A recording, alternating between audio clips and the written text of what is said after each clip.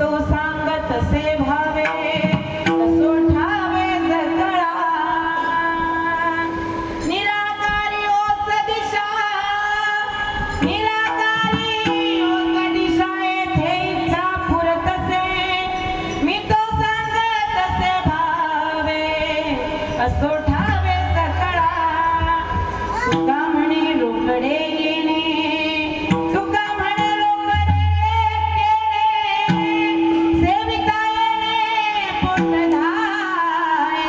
मी तो सांगत से भावे असो ठावे सकळा विठ्ठल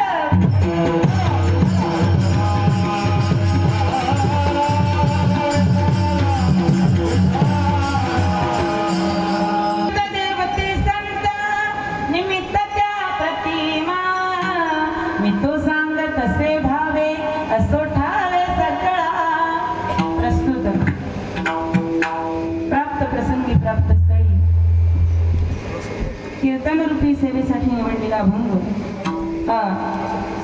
ज्ञानियांचे राजे ज्ञानियांचे शिरोमणी योग्यांची मायबाप साधकांचे मायबाप असणारे माझे ज्ञानोबा आहे ज्यांनी वारकरी संप्रदायाचा पाया घातला योगी असणारे आणि त्या ज्ञानोबा रायांना अत्यंत जीवष्ट कंठस्थ जे प्रिय आहेत असे असणारे माझे जगद्गुरु तुकोबा राय त्यांनी जाळोनी संसार बैसलो अंगणी वैराग्याचे मूर्तिमंत पुतळे त्या माझ्या तुकोबा यांचा देवाचा आणि संतांचं महत्व वर्णन करणारा अभंग आजच्या कीर्तन रूपी सेवेसाठी निवडलेला आहे विठ्ठल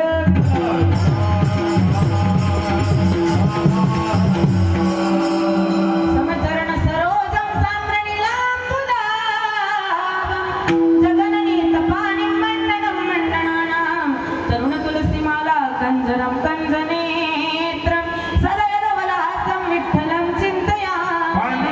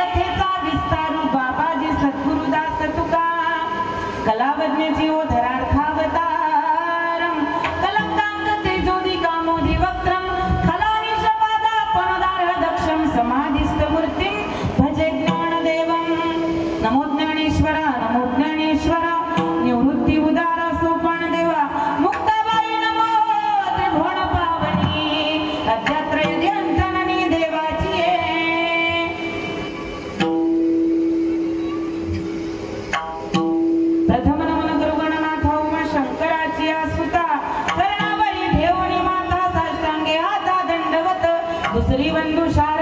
जे चतुराननाची आत्मजा वाग सिद्धी पावे सहजा तिचा चरण ओजा दंडवत आता बंधुदेव ब्राह्मण जाचे निपुण्य पावन प्रसन्न होऊन श्रोते जन माझे मन दंडवत आता नमो रंग भूमिका कीर्तनी उभे होती लोका ताळ मृदंग श्रोते देखा त्या माझे मन दंडवत ऐसे नमन करुणी सकळा हरी कथा बोले बोबड्या बोला अज्ञान म्हणून या फुला बाळा चालवी सगळा नामा म्हणे विठ्ठल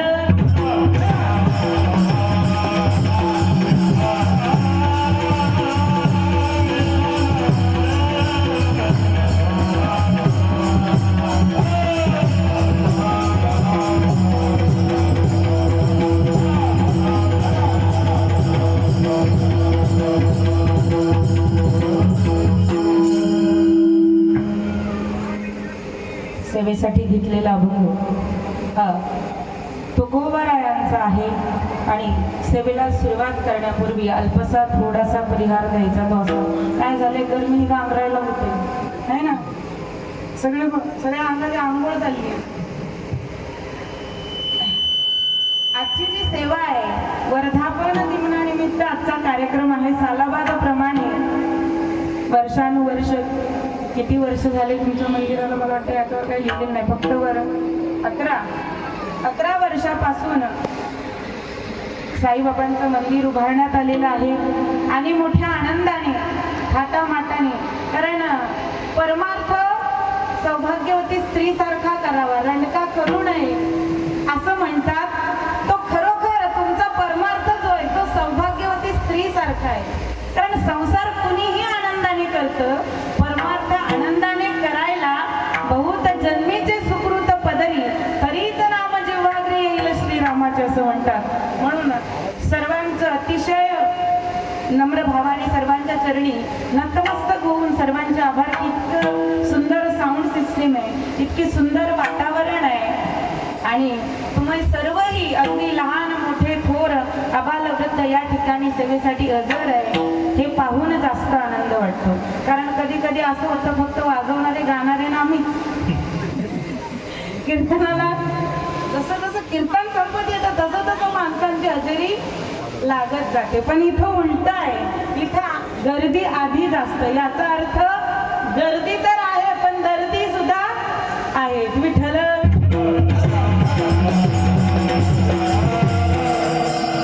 दामनदेवी मधलीवाडी नवतरुण मित्रमंडळ आणि मुंबई आणि ग्रामीण मधलीवाडी जय भवानी भजनी मंडळ, भारूड भजनी मंडळ व महिला मंडळ, जय भवानी साई सेवक ढोल पथक यांचे सर्वांचे मनपूर्वक आभार. की आणि सर्वात महत्त्वाचं ज्यांनी मला या ठिकाणी बोलवलं, मज पामर आहे काय थोरपणा पायीची वाहन पायी बरी, आमचे अंकुश महाराज विठले त्यांच्या बंधुप्रेमामुळे आज माझ्यासारख्या लेकराला या ठिकाणी तसं पाहता लेकरू म्हणणार नाही तुम्ही म्हणाल पण देवाला कसं आई बापाला मुलगा कितीही मोठा होऊ द्या, लेकरच असतात ना, तसं भगवंताला आपण कितीही मोठे झालो तरी त्याच्यासाठी आपण लेकरच आहोत. आणि आज महाराज सर्वात माझं भाग्य या ठिकाणी एवढं थोर आहे की इंद्राप्रमाणे ज्यांचं वादन आहे आमचे प्रमोद महाराज पालकर, अगदी माझ्या पहिल्या कीर्तनापासून आजपर्यंत त्यांचा वाजवण्याला तोड नाही. सुनील महाराज मिस्त्रींनंतर जर नाव घेतलं जाईल आपल्या तालुक्यामध्ये तर महाराजांचं नाव घेतलं जातं. आणि खरोखर कला असणं नुसतं महत्वाचं नाही, कलेबरोबर आंब्याला फळं लागली तर आंबा वागतो ना, तसं त्यांची विनम्रतेचा जो स्वभाव आहे तो अत्यंत विलोभनीय आहे. त्यांच्या चरणी नतमस्तक होते. तसेच आमचे रितेश महाराज भोसले जे गायक आहेत, विवेक महाराज आणि आदित्य महाराज पडवेकर सर्वांना, तसेच आमचे सर्व टाळकरी मंडळी, आमचे विशेष प्रेम असणारे सर्व आमचे बाबा वगैरे सर्व या ठिकाणी उपस्थित आहेत. आणि मेन म्हणजे आमच्या साऊंडवाल्या दादांचे सुद्धा आभार. आणि या ठिकाणी सर्वांचे आभार मानून सेवेला सुरुवात. विठ्ठल असो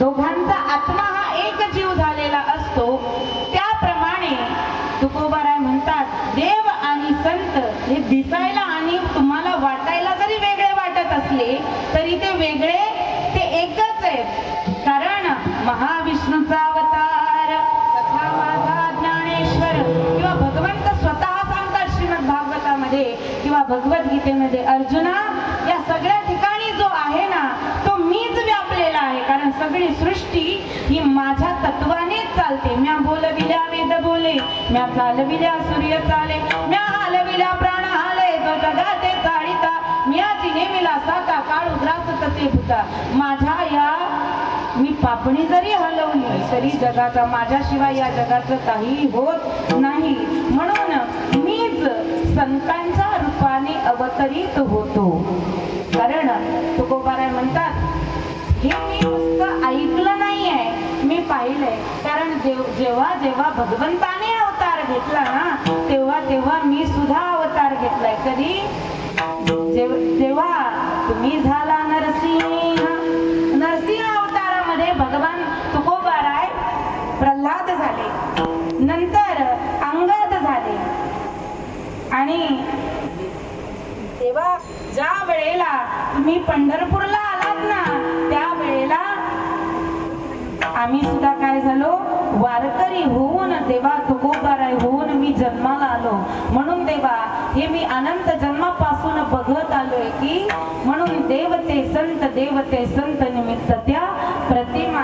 त्याच्यापेक्षा सगळं जग जरी निराकारी असलं, निर्गुण रूपाने असलं तरीही या संसारामध्ये सगळीकडे संतांची आणि देवाची व्याप्ती आहे. तुका म्हणे रोकडे येणे सेविता केणे, सेविता येणे पोट जाई. भगवान परमात्मा त्याच्या जर नामाचं रसाचं सेवन केलं तर इतर कुठल्या रसाचं सेवन करण्याची गरज आपल्याला पडत नाही. विठ्ठल विठ्ठल.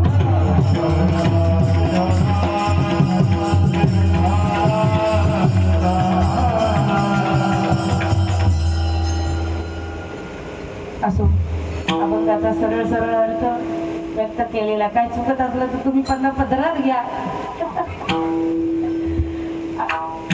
कारण आजची जी सेवा आहे कशी महाराज, तुम्ही आम्ही खेळी मेळी गदारोळी आनंदे.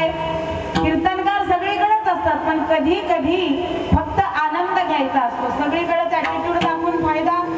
जिथं अहंकार येतो तिथं परमार्थाला आनंद उरत नाही. पूर्वीच्या काळामध्ये परमार्थामध्ये आनंद होता आणि तो आनंद जर द्विगुणित करायचा असेल तर माणसाला परमार्थामध्ये लहान व्हावं लागतं. मग तुम्ही म्हणाल तू तर तब्येतीने लय जाड आहेस. तब्येतीने नाही, माणसाला मनाने लहान मुलासारखं व्हावं लागतं. तुम्ही बघा लहान लेकराला जर लाडू दिला त्याला तुम्ही मारा 2 फटके, तो रडतो आणि 2 मिनिटांनी तुम्ही त्याला लाडू द्या ते परत हसतं. त्याला ते जो मारलेला आहे ते त्याच्या ध्यानामध्ये राहत नाही. परमार्थ सुद्धा असंच आहे. जर तुम्ही मागच्या गोष्टी विसरून पुढे चालत राहिला तर परमार्थ यथोचितपणे पार पडल्याशिवाय राहत नाही. विठ्ठल.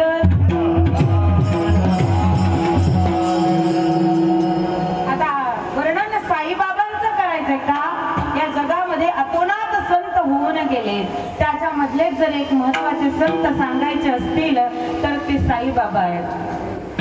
कसं? मग तुम्ही म्हणाल वारकरी संप्रदायामध्ये कुठे संतांचं वर्णन, साईबाबाचं वर्णन नाही आहे. पण तुम्हाला एक गोष्ट सांगू का? जगाचा कल्याणा संतांच्या विभूती, देह कष्ट भीती परोपकारे. जे संत आहेत ना मग ते कुठल्या धर्मामधले असू द्या, कुठल्या पंथामधले असू द्या, जे आपलं शरीर, आपला देह, आपला आत्मा इतर जनांचा, लोकांच्या कल्याणाकरिता खर्च करतात ते कोण असतात? संत असतात. जे धर्माचं काम करतात ते संत असतात. जे समाजाचं काम करतात ते संत असतात. जे सीमेवर लढतात ते सुद्धा संत असतात. ज्यांनी स्वराज्य निर्माण केलं ते सुद्धा संत होते. आणि स्वराज्य निर्मितीसाठी तुकोबारायांनी ज्या शिवरायांना पाठिंबा दिला ते सुद्धा संतच होते. म्हणून साईबाबा सुद्धा म्हणून साईराम साई श्याम साई भगवान शिर्डीचे दाता सुखसे महान. ज्याप्रमाणे हा संत कसे आहे त्यांच्या दारामध्ये गेल्याच्या नंतर ते पाहत नाही की बाबा बाई आहे, माणूस आहे, मुलगा आहे, का श्रीमंत आहे, का गरीब आहे. हे संत काहीच पाहत नाही. संत एखादे जर मार्ग चुकत असले धरतीला हाती संत कृपावंत, पाळी पंढरी ना लळा त्यांचा. म्हणून कबीरदास महाराज काय म्हणतात, संतन के संग लाग रे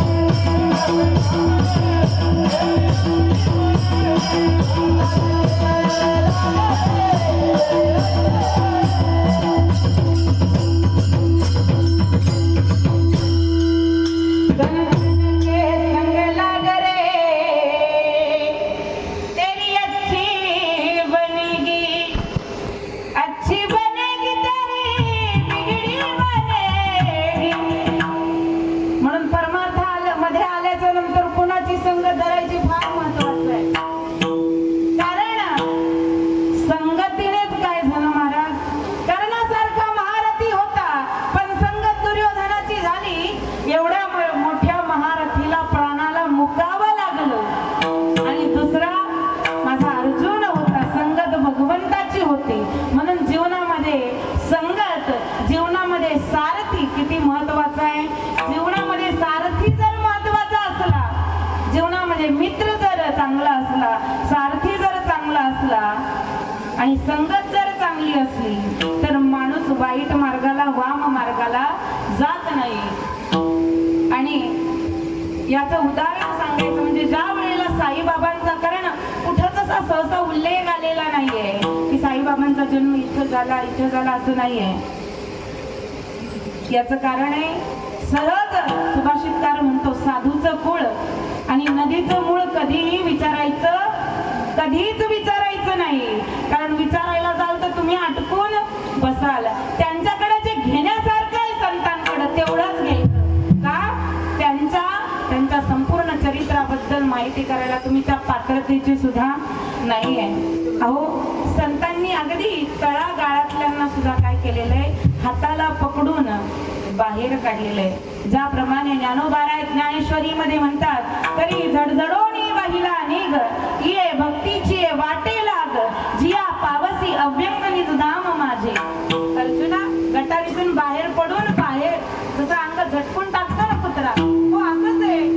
ज्ञानोबारायांची भाषा थोडी सभ्य आहे, पण शुद्ध मराठीमध्ये सांगायचं जर झालं, अर्जुना, ज्याप्रमाणे तो श्वान, बाबा आता कुत्रा म्हणलं हसायला येतं तर श्वान म्हणते, ज्याप्रमाणे तो कुत्रा जर गटारीमध्ये पडला तर तो काय करतो, तिथून बाहेर निघतो आणि आपलं संपूर्ण अंग झटकून टाकतो आणि परत आपल्या मार्गाला लागतो.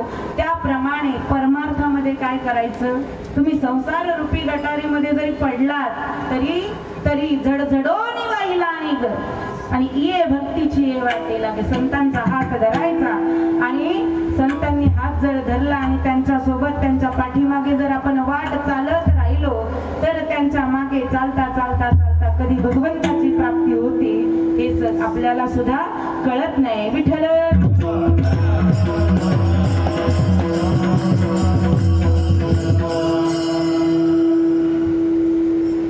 म्हणून जीवनामध्ये संतांची संगती फार महत्वाची आहे. मग तुम्ही म्हणाला देवच संतच देव आहे, तर पण देव आणि संतांमध्ये एकच फरक आहे महाराज. काय फरक आहे? देव काय करतो, देवाला जो आवडेल देव त्याला जवळ करतो. श्रीमद भागवतामध्ये वर्णन आलेलं आहे की देव काय करतो, ज्या वेळेला काल्याचा रावण गोल आकार करून सगळ्यांना देव बसवतो, खेळून झाल्याच्या नंतर त्या वेळेला जे अत्यंत अहंकारी आहे देव त्याला बाहेर करून बसवतो. बाहेरच्या बोलामध्ये. आणि जे प्रेमळ भक्त आहेत ना, देव त्यांना जवळ बसवतो आणि स्वतःच्या हाताने खाऊ घालतो. हा झाला भगवंत. पण संत तसे नाहीये. तुम्ही नालायक जरी असले तरी सुद्धा संत काय करतात, तुमच्या हाताला धरून तुम्हाला सन्मार्गाला लावतात. कसं? अहो, ज्या वेळेला वाल्या कोळाचे रांजण भरले होते ना,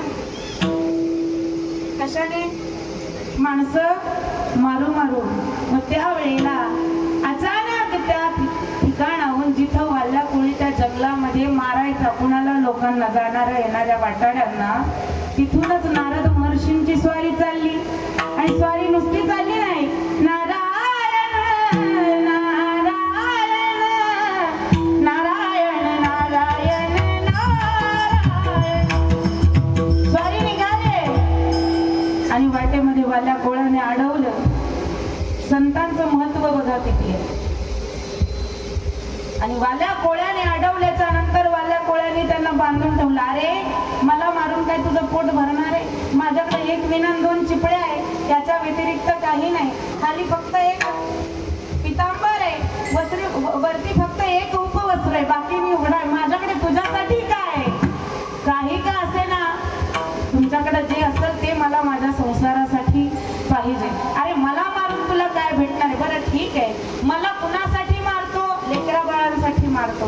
मग एकदा जाऊन त्यांना विचार, आतापर्यंत ज्यांच्यासाठी तू माणसं मारली ते एकदा तरी तुझ्या उपयोगाला येणार आहेत का तुझ्या पापामध्ये वाटेकरी होणार आहे?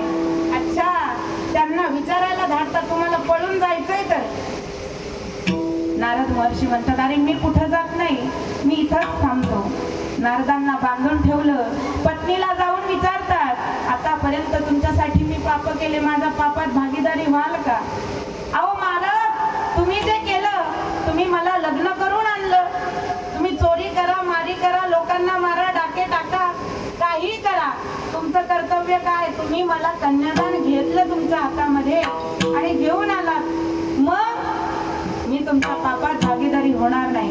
मुलांना विचारलं, ते म्हणतात, आम्हाला तुम्ही जन्म दिला, तुमचं कर्तव्य आहे, आम्ही पापात भागीदारी होणार नाही. आई वडिलांना विचारलं, आई वडील म्हणतात, आम्ही तुला जन्माला घातलं, लहानचं मोठं केलं, आता आम्हाला सांभाळणं तुझं कर्तव्य आहे, आम्ही तुझ्या पापात. मग कुणीच ज्या वेळेला सगळे नाही म्हणतात त्यावेळेला हताश होऊन नारद महर्षींकडे येतात वाल्या कोळी आणि तुझ्या कृपेची लबलाही वाल्याचा वाल्मिक होई. म्हणजे संतांची संगत जर लागली तर वाल्याचा वाल्मिक ऋषी झाल्याशिवाय राहत नाही. म्हणून संत संगतीने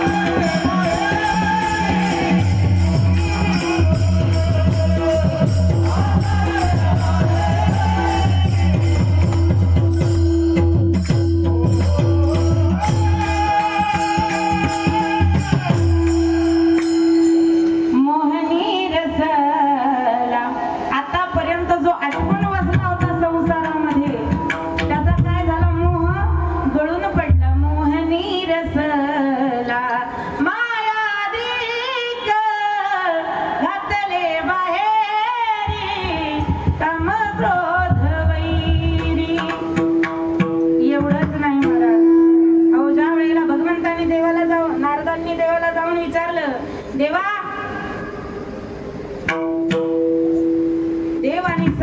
यांच्यातला फरक ओळखायचा कसा आणि संतांची भेट झाल्यावर नेमकं काय होतं हे तरी मला सांगा. देव म्हणतात जाऊ जा, काय कर, एका गटारीमध्ये एक किडा पडलेला आहे नाल्यामध्ये, तर जाऊन त्या किड्याला विचार. नारद महर्षी विचारायला गेले, किडा मरून गेला. परत देवाकडे गेले. देव म्हणला कुंपणा सरडावर आहे, सरड्यावर कुंपणावर सरडा आहे. हा, त्या सरड्याला जाऊन विचारलं महाराजांनी विचारलं, अरे संतांची भेट झाल्यावर काय होतं? सरडा मरण पावला. नंतर महाराज काय झालं, देवाकडे परत गेले नारद महर्षी. देवा, तो सुद्धा मरण पावला. मग एका झाडावर, आंब्याच्या झाडावर पोपट बसलेला आहे, त्याला जाऊन संतांचं महत्व विचार, तो सांगेल. पोपटाला जाऊन विचारलं. नेमकंच पोपटाचं पिल्लू जन्माला आलेलं.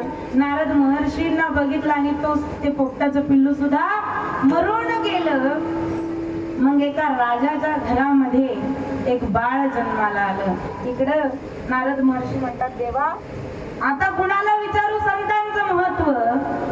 भगवंत म्हणतो, काय कर, राजाच्या महालामध्ये एक बालक जन्माला आलेला आहे, त्याला जाऊन विचार. महाराज जोडे खायला लावता का काय? का आतापर्यंत पशु पक्षी मेले, पण राजाचा लेक जर मेला तर राजा मला धरून कापल्याशिवाय राहणार? अरे तू जाऊन तर विचार. गेले महाराज. आणि मग त्या बालकाला ज्या वेळेला विचारतात महाराज, त्यावेळेला ते बाळ बोलायला लागतं आणि ते म्हणतात, नारद महर्षी, अहो संतांचं महत्व किती मोठं आहे. मी किडा होतो, तुम्हाला तुमचं दर्शन झालं आणि मी त्या योनीतून मुक्त झालो. मी सरडा होतो, तुमचं दर्शन झालं, त्या योनीतून मुक्त झालो. मी पोपटाच्या जन्माला गेलो आणि तुमचं दर्शन मला झालं आणि पोपटाच्या योनीतून मी मुक्त झालो आणि मला मनुष्य देहाची योनी प्राप्त झाली. हे संतांचं महत्व आहे. विठ्ठल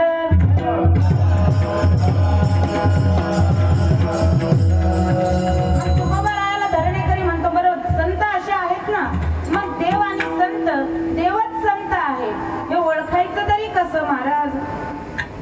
अहो देवच संत आहेत हे ओळखणं फार सोपं आहे. कारण काय आहे महाराज, संत हा भगवंताचा काय आहे, आत्मा आहे की नाही? भगवंत जर शरीर असेल तर संत ह्या भगवंताचा आत्मा आहे. अहो ज्या वेळेला संत हेच देव आहे, याचं उत्तम उदाहरण श्रीमद भागवतामध्ये आलेलं आहे की ज्या वेळेला उद्धवाला भगवान श्रीकृष्ण 11 वर्ष 52 दिवसाच्या असताना मथुरेला गेले. कंसाला मारलं, शूरसेनाला राज्यावर बसवलं आणि एक दिवस आपल्या महालाच्या खिडकीतून मथुरेपासून 14 किलोमीटर असणाऱ्या वृंदावनाकडे त्या खिडकीतून टकमका लावून भगवान श्रीकृष्ण पाहतो आणि देवाच्या डोळ्यांमध्ये अश्रू आहे. भगवंत रडतायत. त्यावेळेला देवकीला काही समजत नाही की कृष्ण का रडतो. का? यशोदेने पाळीला, यशोदेने सांभाळलं होतं ना, त्यामुळे तो कशामुळे रडतो हे जन्मदात्या आईला कळत नव्हतं. तेवढ्यात उद्धवाला, कोण? बृहस्पतीचे शिष्य असणारे उद्धव, त्या उद्धवाला देवकी माता म्हणते, उद्धवा अरे सगळे सुख आहेत पण तरीही माझ्या कृष्णाच्या डोळ्यामध्ये पाणी आहे. उद्धव तुम जरा जाके देखो, वो तुमसे सारी बातें बतलाता है, वो तुम्हारा सखा है, तुम्हारा मित्र है. तुम जरा जाके कृष्ण से पूछो कि उसकी आंखों में आंसू क्यों है, हमसे कोई गलती तो नहीं हो गई. असं म्हटल्याच्या नंतर उद्धवजी जातात. भगवंताच्या डोळ्यामध्ये पाणी. देवा अहो का रडता? उद्धवा का रडता?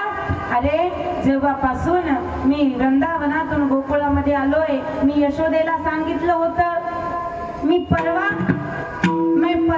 परसों ही लौट आऊंगा. उद्धव बरसों बीत गए पर अभी तक मैं लौट के नहीं गया. मग देवा मग काय करता? त्यांना भेटून या ना. नाही उद्धवा मी जाणार नाही. का? वृंदावनामध्ये जर मी परत गेलो तर तिथून माझं पाऊल बाहेर पडणार नाही. त्या गोपिकेंचं एवढं प्रेम माझ्यावर आहे रे. मग काय करायचं देवा? एक पत्र देतो, पत्र घेऊन जा. संत आणि देव सांगते तुम्हाला. पत्र घेऊन निघाले उद्धव. देवा, अरे त्या येड्या गोपिका, ताक विकणाऱ्या, ते गवळी, त्यांना काही कळत नाही, ते गायी चारतात. मी बृहस्पतीचा शिष्य आहे, माझं वेदांताचं ज्ञान त्यांना काय कळणार आहे? उद्धवा, तू जा तर का? उद्धव निघाले. देवाने आपला मोर मुकुट काढला, उद्धवाच्या डोक्यामध्ये घातला, आपला पितांबर उद्धवाला दिला, आपला रथ उद्धवाला सांगितलं माझ्या रथातून जा, आणि गेले उद्धवजी. आणि तिथे असणारे महाराज ज्या वेळेला भगवंताचा रथ येताना बघितला, सगळ्यांना आनंद झाला, देव आला म्हणून, पण देव दिसत नाही. त्यावेळेला सगळे जण रडायला लागतात. पण तो उद्धव ते भगवंताचं पत्र घेऊन ज्या वेळेला राधा राणीकडे जातात, ती राधा राणी अशी तशी नाहीये महाराज. आता तुम्ही म्हणाल आम्हाला पण राधा माहितीये, ती तुम्ही म्हणता ती राधा नाहीये, आपल्याकडे एकच राधा आहे. आल्याच्या कीर्तनात महाराज लोक राधा सांगतात. कोणती? राधे चल माझ्या गावाला जाऊ, गोकुळ फिरून पाहू. ही राधा आहे का? राधा इति कृष्ण, कृष्ण इति राधा. भगवंताची सावली म्हणजे राधा. देव आणि संत वेगळे नाही, त्याचं उदाहरण सांगते. तुम्ही म्हणाल राधा संत आहे का? राधा संत आहे. अत्यंत अगदी अग्रगण्य संत असणारी श्री संत म्हणजे राधा आहे. भगवंताची सावली म्हणजे राधा, भगवंताचा आत्मा म्हणजे राधा. एवढंच नाही, माझ्या भगवंताला जर ताप आला तर तो ताप राधा राणीच्या पायाला लागलेल्या मातीच्या धुळीने जावा एवढा अधिकार जिचा आहे, ती स्त्री संत म्हणजे राधा आहे. मग उद्धवाला कसं कळत? उद्धवाला कळलं नाही की राधाच कृष्ण आहे आणि कृष्णच राधा आहे. गेले राधेकडे, त्यांना ब्रह्म उपदेश करायला लागले. उद्धवजी, अरे अहो गोपिकांना तुम्ही का रडता? अहो विठ्ठल जळी स्थळी भरला, रिता ठाव नाही उरला. देव सगळीकडेच आहे, मग तुम्ही का रडता? त्या गोपिकांना उपदेश करतो उद्धव. अरे घट घट में है राम रमैया और आप क्यों रो रही हो? अरे उद्धवा, आम्हाला तो आठवतो रे, तो आम्हाला सोडून गेला. आमच्या ताकाच्या पाण्यावर सुद्धा त्या कृष्णाने नाचावं एवढं त्याचं आमच्यावर प्रेम, आणि आज एवढे वर्ष झाले तरी तो आम्हाला सोडून निघून गेला. अहो तो कुठं जातो? तो तुमच्याच जवळ आहे, आमच्याच जवळ आहे. आम्हाला ब्रह्मज्ञानाचा उपदेश करू नको उद्धवा. का? आम्हाला ब्रह्मज्ञान कळत नाही, आम्हाला फक्त भगवंतावरचं प्रेम कळतं. काय ये तो प्रेम की बात है उद्धव, बंदगी तेरे बस की. थोड़ा कम करा ना म्हणावं. बंदगी तेरे बस की नहीं है.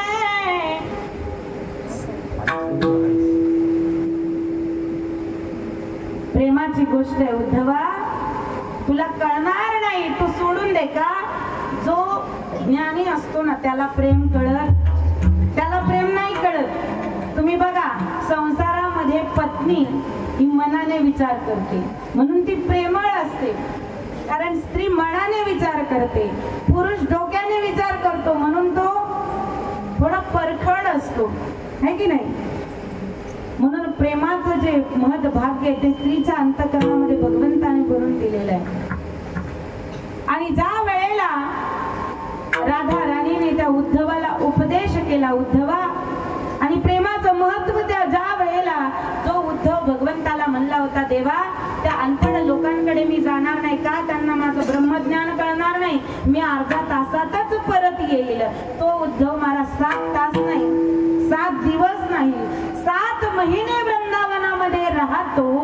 ज्या वेळेला त्याला कळतं कृष्ण इति राधा, राधा इति कृष्ण, हे ज्या वेळेला उद्धवाला कळतं, कारण जो ब्रह्मज्ञान उद्धव राधेला सांगत होता, आणि तोच भगवान श्रीकृष्ण ज्या वेळेला राधा राणीच्या शेजारी बसलेला आणि राधा राणी मध्ये त्या उद्धवाने बघितला, त्या वेळेला त्या उद्धवाला कळालं काय? देवते संत, देवते संत, निमित्त त्या प्रतिमा.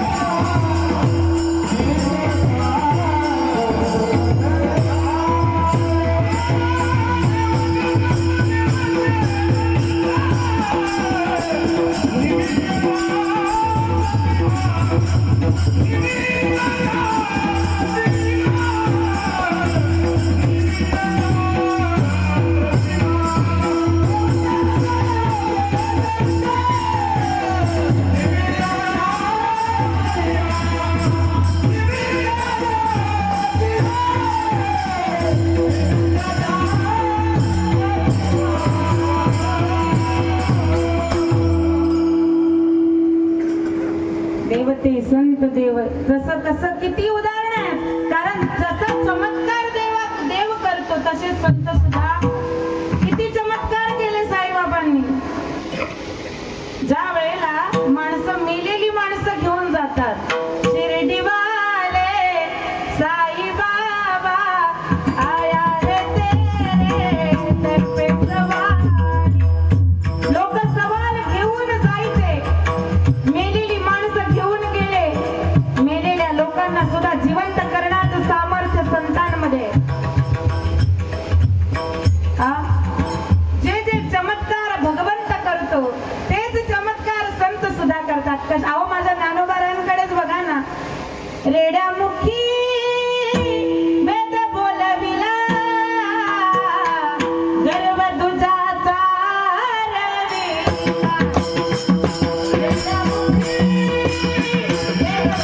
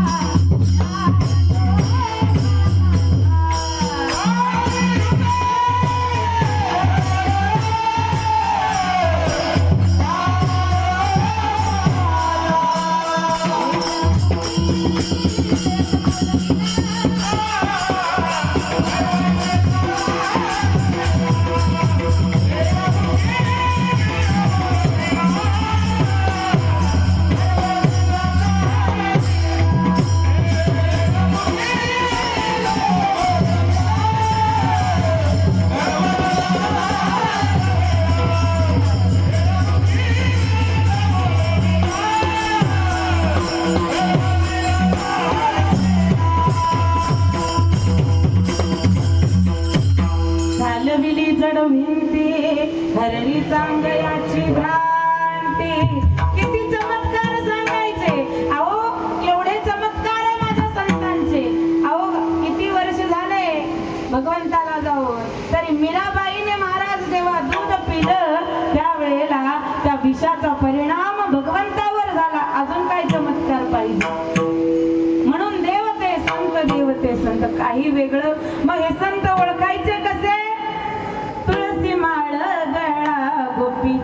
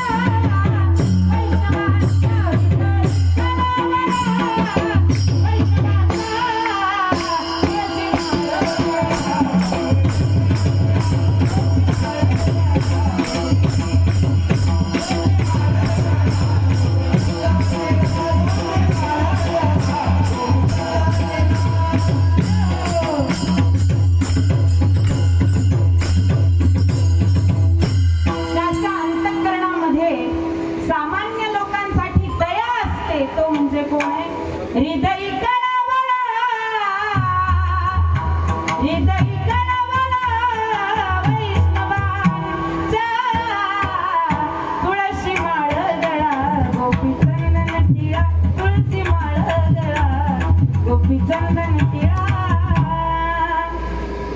असे देव आणि काय महाराज संत. एवढंच नाही तर सगळ्यात अजून उदाहरण द्यायचं म्हणजे कुणाचं कधी पैठणला गेला नसाल तर पैठणला नाथषष्ठीला एकदा जा. अजूनही महाराज एवढा अधिकार होता संतांचा.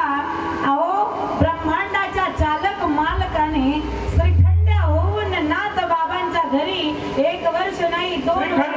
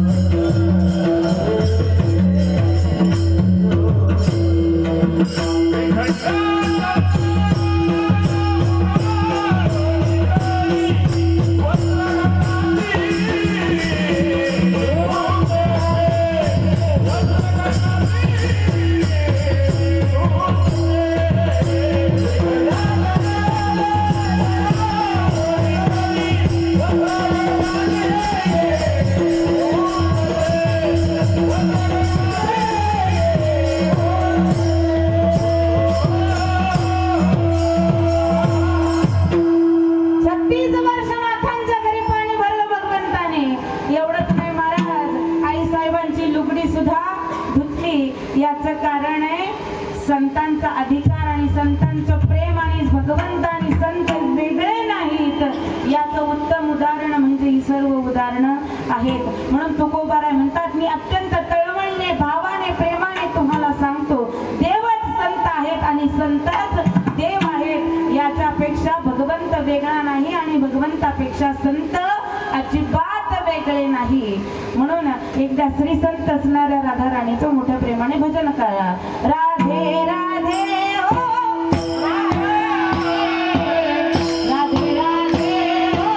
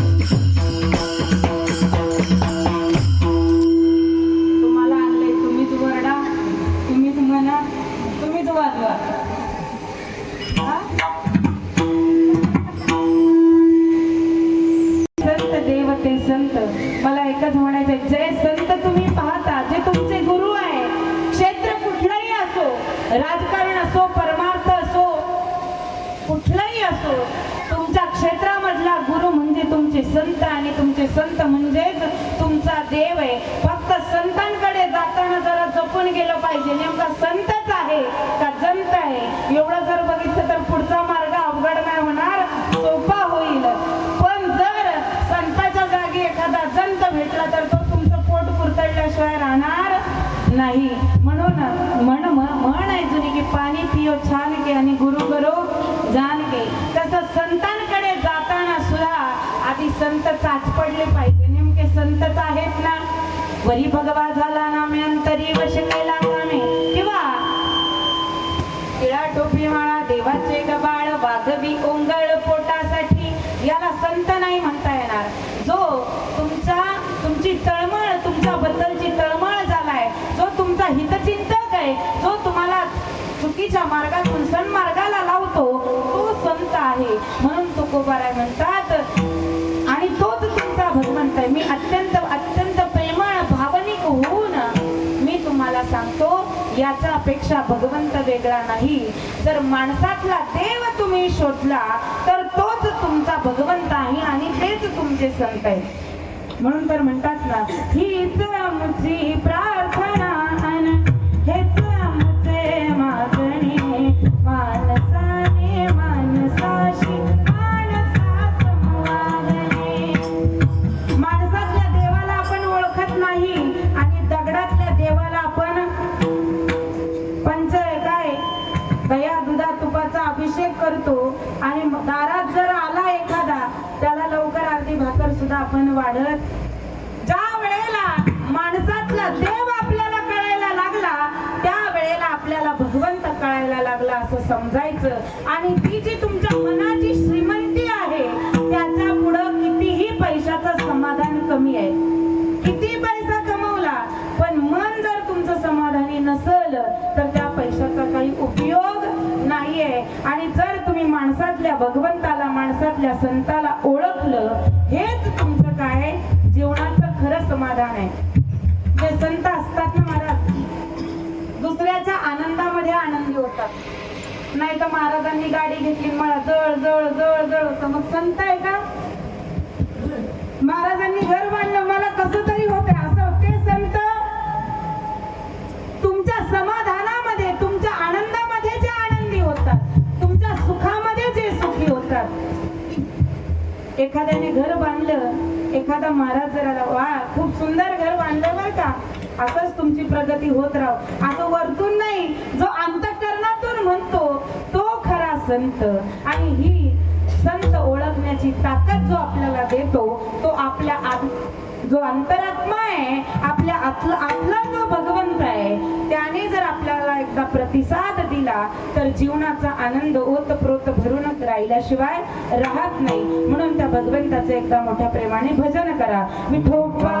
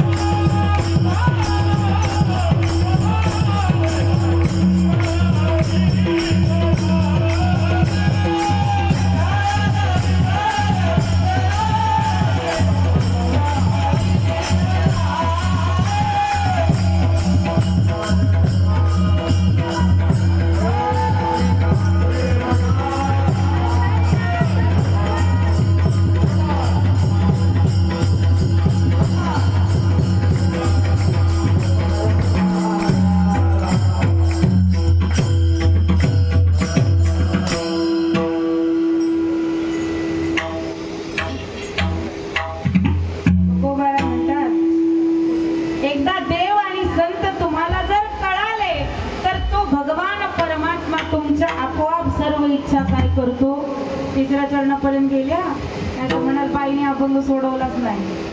दीड तासात काय सोडवता आणि काय धरता मारत आहे की नाही. अभंग सोडवावे घाटावर कंप्लीट 4 तास. आपल्याकडे फक्त 4 तास नाच असतो.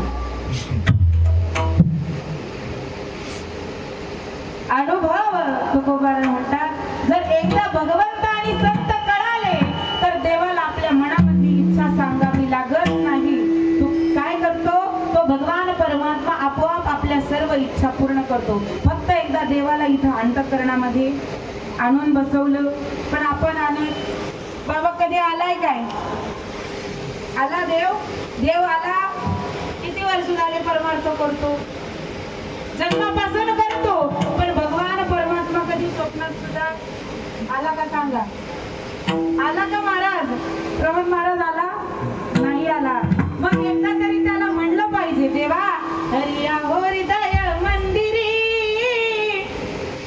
काय करतो नाही कोणी दुसरे घरी माया सासूचा नाही पत्ता नष्ट झाल्या अशा ममता काम भरता गेले नाही कोणी दुसरे घरी. मग त्याला म्हणलं पाहिजे देव जर आलाच चुकून मुकून एक तर आपलं काही एवढं पुण्य नाही की त्याने यावं. पण तो जर आपल्याकडे आला तर देवाला म्हणलं पाहिजे देवा आज जाने की जिद ना करो यूं ही पहलू में बैठे रहो अरे जाने की जिद ना करो हाय मर जाएंगे हम तो लुट जाएंगे ऐसी बातें किया ना करो आज जाने की जिद नाही तर देवाने यावं भगवंत घराकडे आलेला असताना मग म्हणावं हेरी सखी मंगल गावोरी धरती अंबर सजावोरी आज उतरेगी पी की सवारी. कळते ना हिंदी साऊथचे पिक्चर बघता द्या सगळं कळतं तुम्हाला. कधी म्हणतात का असं हिंदी भजन आहे महाराज हेरी सखी मंगल गावोरी धरती अंबर सजावोरी.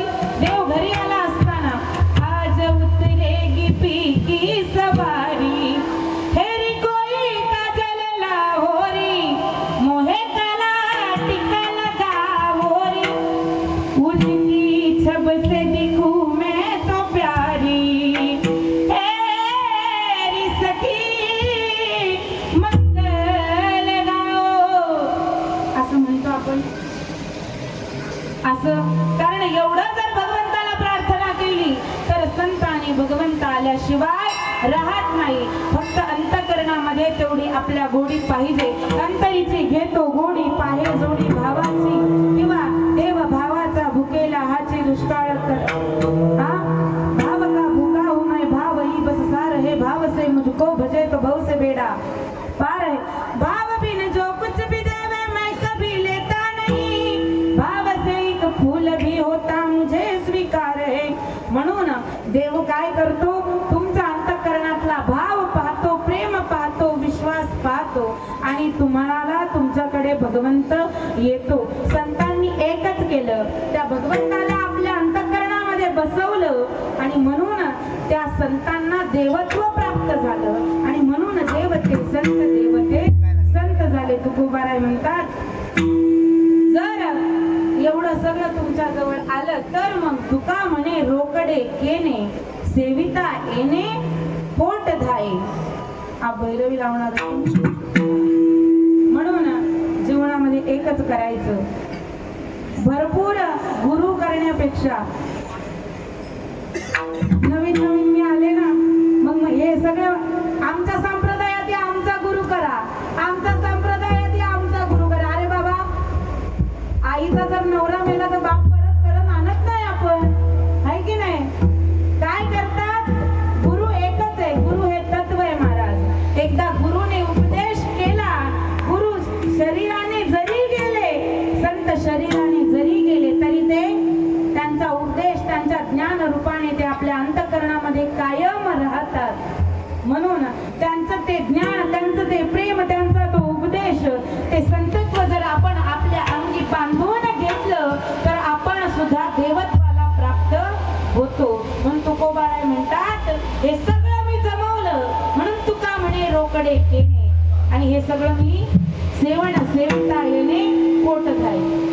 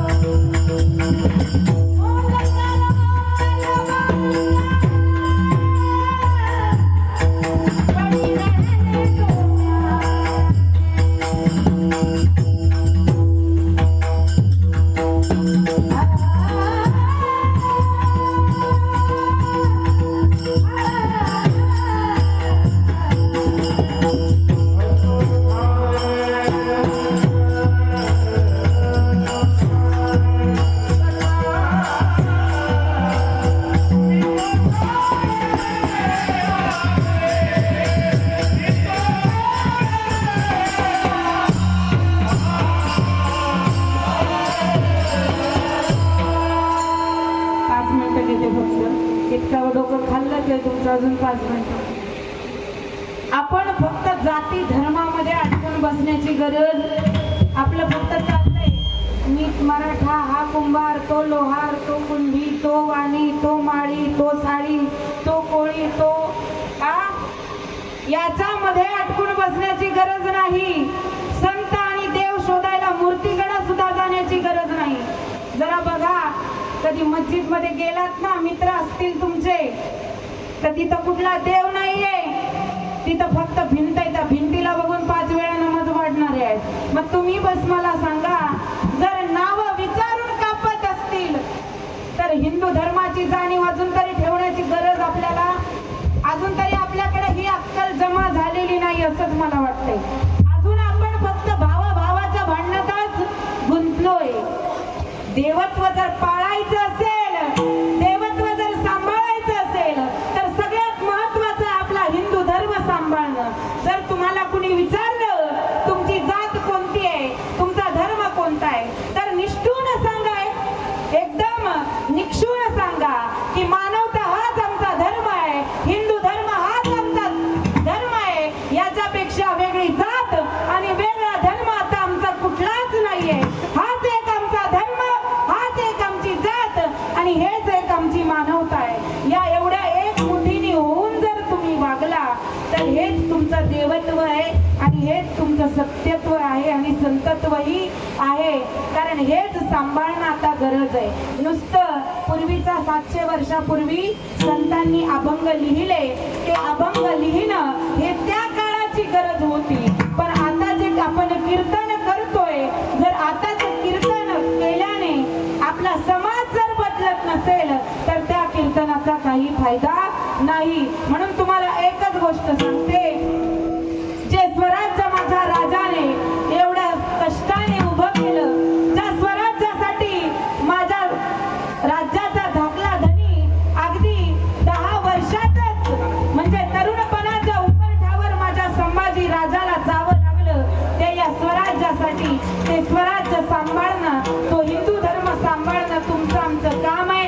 प्रत्येकाच्या चरणी लहान मोठे आबाल वृद्ध, स्त्रिया असेल, मुली असेल, म्हातारे असतील, लहान मुलं असतील, आपल्या मुलांना जर शिकवायचं असेल तर आता डीजे वरची गाणं शिकवणं सोडून द्या.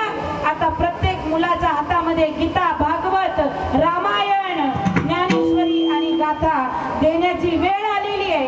आणि जर आता तुम्ही तुमचा धर्म सांभाळू शकले नाही तर अजून 10 वर्षांनी तुमच्यावर पारतंत्र्य आल्याशिवाय राहणार नाही. कोणीच तुम्हाला त्यातून मग अडवू, तुम्हाला कोणीच वाचवू शकणार नाही. जी परिस्थिती आता बांगलादेशाची आहे, ती परिस्थिती कदाचित आपल्यावर येऊ नये हे जर आपल्याला वाटत असेल तर निदान दिवसातून थोडा वेळ का होईना स्वतःसाठी जगता जगता आपण आपल्या धर्मासाठी, आपल्या मानवतेसाठी आणि आपल्या हिंदू परंपरेसाठी जपलं पाहिजे. आपल्या लेकीबाई जेवढ्या स्टाईलने जीन्स घालतात तेवढ्या स्टाईलनेच जर तुमच्यात जीन्स घालण्याची धमक आहे, जीन्स घालण्याची ताकद आहे, मी तर म्हणते काय घालायचं ते घाला, बिनधास्त घाला. का आता नऊवार घालून काय कॉलेजला जाता येणार नाही, म्हणून बिनधास्त घाला. पण जेवढ्या धमकीने, जेवढी धमक बाळून आई वडिलांशी भांडण करून तुम्ही फॅशन करता, तेवढ्याच धमकीने, तेवढ्याच ताकदीने एखादा लांडगा जर तुमची एखादा लांडगा जर तुमची झेड काढत असेल तर आपल्या वाघिणीच्या अंगात त्या लांडग्यात अंगामध्ये पाहिजे. आणि ही ताकद ज्या वेळेला तुमच्या मुलींच्या अंगामध्ये येईल त्यावेळेला त्या बिनधास्तपणे घराच्या बाहेर पडून काही घालू शकतील. है की नाही? तुम्ही ऐकत नाही का? ऐकताय? एकदा टाळ्या वाजवा. समाधीस्थ अवस्थेत बसल्यासारखं बसता. आपल्याला वैराग्य होतं. कधी एखादं प्रेत आलं ते स्मशानात नेऊन जाळेपर्यंत घरी येऊन आंघोळ झाली की आपलं वैराग्य संपलं. तसा आपला धर्म सुद्धा जागृत होतो 1-2 तासापुरता. त्याच्यानंतर आपलं रक्त अगदी फ्रीज मधल्या पाण्यासारखं थंड पडतं. हे थंड पडलेल्या रक्ताला जरा गरम करा. हे रक्त ज्या वेळेला गरम होईल त्या वेळेला ही हिंदू परंपरा टिकून राहील. एवढीच त्या साईबाबाच्या चरणी, त्या संतांच्या चरणी प्रार्थना आहे की तुम्ही सर्वांनी तुमचं हिंदुत्व जागृत ठेवावं. आपलं घर सांभाळावं. आपलं घर सांभाळलं म्हणजे आपण आपलं गाव सांभाळल्यासारखं आहे. आणि आपलं गाव सांभाळलं म्हणजेच आपण आपला देश सांभाळल्यासारखं आहे. म्हणून प्रत्येकाने आपल्या लेकी बाळी, आपलं घरदार, आपल्या सगळ्या गोष्टी जपाव्या. आणि सगळ्यात महत्वाचा आपला हिंदू धर्म जपावा. भगवंताच्या चरणी एवढीच प्रार्थना आहे. भगवंत सर्वांना सद्बुद्धी देव. याचं हे त्याचं ते या गोष्टींमधून आपलं लक्ष दूर होऊन आपलं मन, आपलं चित्त आणि आपली बुद्धी सन्मार्गाला लागावी. एवढीच त्या संतांच्या, त्या साईबाबांच्या चरणी प्रार्थना. सर्वांनी अतिशय उत्कृष्ट पद्धतीने साथ केली. आमचे पालकर महाराज असतील त्यांचे धन्यवाद. गायक मंडळी, त्यांचे टाळकरी मंडळी असतील, बाबा असतील, विणेकरी बाबा असतील, चोपदार असतील, माझ्या लाडक्या लेकी असणाऱ्या ज्या चोपदार बनून चोपदार बाबा असता नाही. कारण इथं उभं राहायला धमक लागते, ताकद लागते ना महाराज. हळदीत नाचायला काही ताकद लागत नाही, तिथं कुणी बघत आहे की नाही. पण इथं असं 2 तास उभं राहायला काय लागते? हिंमत लागते. आणि ती हिंमत माझ्या लेकीवाळींना भगवान परमात्मा असाच देव असत सुद्धा. आणि मेन गोष्ट 2 तास तुम्ही मला झेललं, तुमचे सुद्धा धन्यवाद.